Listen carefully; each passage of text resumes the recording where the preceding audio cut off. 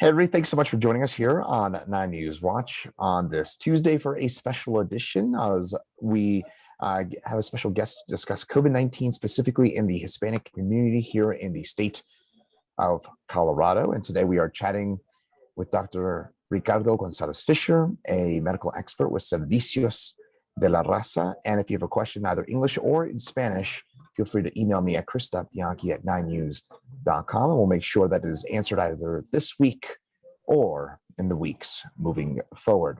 With that, I'm going to swap things over to Spanish. Hola y buenas tardes a todos. Soy Chris Bianchi y vamos a hablar sobre el COVID-19 en la comunidad hispana en Corral en español con el doctor Ricardo Gonzalez Fisher. Buenas tardes y gracias por estar con nosotros hoy, doctor. Chris, gracias por la invitación y estamos a sus órdenes. Queremos seguir platicando con la gente.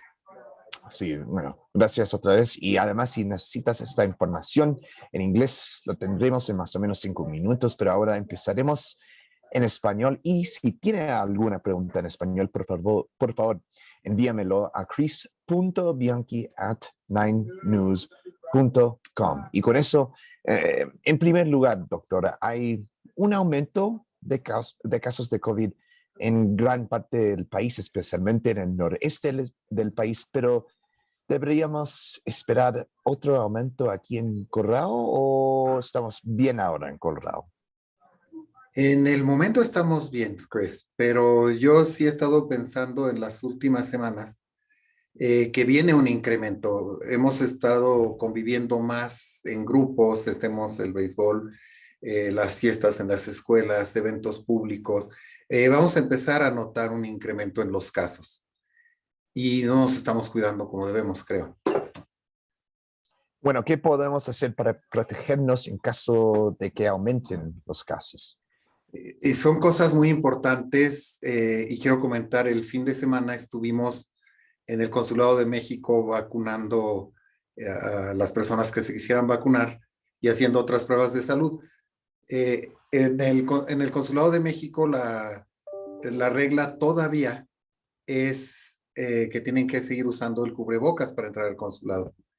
Y alrededor de 7 de cada 10 personas venían y no tenían cubrebocas con ellos, ni tenían máscaras en su auto. Nosotros afortunadamente teníamos máscaras ahí para repartir a la gente para que pudiera entrar, pero estamos dejando de cuidarnos. El hecho de que nos hayan dicho que ya no es obligatorio tener una máscara no indica que no debemos de usarla. Debemos de usar algo que se llama sentido común. Bueno, con eso yo creo que esto fue bien interesante. Es que ayer la ciudad de Filadelfia, en el noreste de los Estados Unidos, volvió a implementar su mandato de mascarillas, convirtiéndose en la primera ciudad estadounidense en tener en más de un mes, yo creo. ¿Crees que eso puede pasar otra vez en Denver y en el Colorado? Yo pienso que sí. De hecho, ya hay un par de universidades en el noreste, Columbia University y otra universidad, que ya lo están haciendo obligatorio en las aulas. Acá en el lado de Colorado vamos a empezar a notar que suben los casos, pero ahora ya no va a ser algo que se aplique globalmente en el estado, va a ser algo que se va a aplicar por condado, por ciudad, por región, dependiendo del número de casos. Podemos hacer algo todavía. Si nosotros nos vacunamos, Chris, disminuimos el riesgo de contagio y disminuimos el riesgo de enfermedades graves. Por eso seguimos insistiendo. Bueno, y con eso, obviamente estamos hablando hoy porque puede contarnos más sobre la clínica de vacunas que el Servicio de la Raza está organizando hoy y que el consulado mexicano está haciendo esta semana también. Sí, nosotros estaremos aquí vacunando hoy en Servicios de la Raza. Les pedimos que puedan llamar para verificar que estamos aquí. Va a ser una cita al 303-458-5851 para que nosotros podamos saber que están aquí. En el consulado estoy todos los martes en la mañana y los viernes también, de 9 de la mañana a 1 de la tarde. Bueno, qué bueno escuchar eso. Gracias, doctor. Y eso concluye la parte en español de nuestro programa. Ahora Seguiremos en inglés. And with that, switching things over to English now. First of all, doctor, I just asked you this, of course, in Spanish, but there are rising COVID cases across much of the country. Should we expect another potential surge of cases here in Colorado as well? Chris, yes, I think we will be having an increase in cases soon. Just look up our behaviors now. We've been having the opportunity to enjoy nice weather, going to the ball game, going to the ballpark, staying large events in schools. We're going to have graduations and all of those things. So that's going to bring more gathering of people, a lot of them who are unvaccinated, and this will create an increase in cases. What can we do to protect ourselves in the event of more rising cases here in Colorado? I think that we should go back to our common sense. Masks, face masks protect us, social distancing protects us, and of course, getting a vaccine. Now, one thing is to have a mandate for a face mask, and the other thing is to use your common sense. This Saturday, we were vaccinating at the Mexican consulate.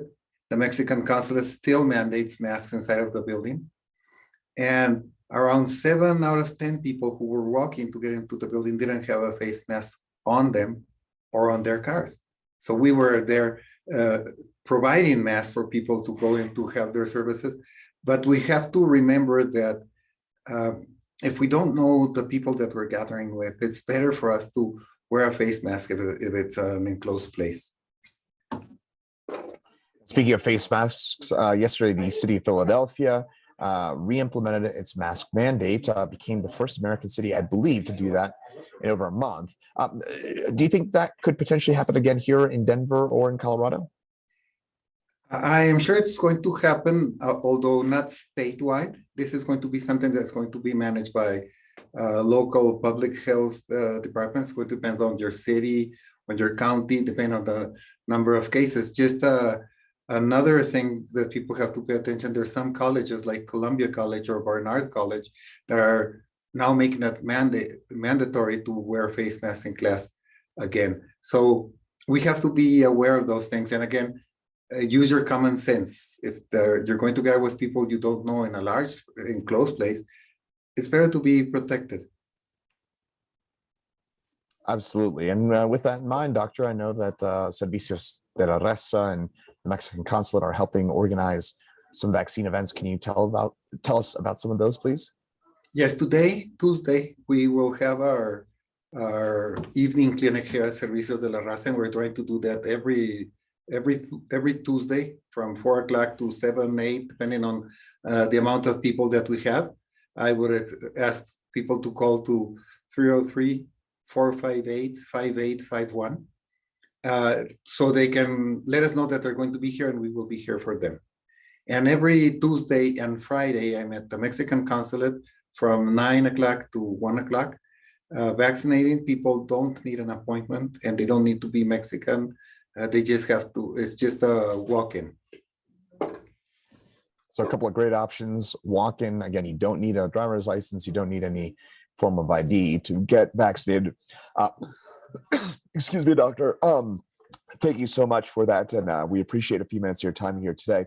Again, if you have a question, either English or in Spanish, and excuse me one second, I have to mute myself. Sorry about that, the beauty of live Zooms. If you have a question, either English or in Spanish, please email me at chris.bianchi@9news.com. I'll make sure it's answered. Doctor, thank you so much for joining us here today. Thank you for tolerating my cough as well. Thank you, and get well, Chris. This is not COVID. Thank you again, doctor. We'll see you again here next week.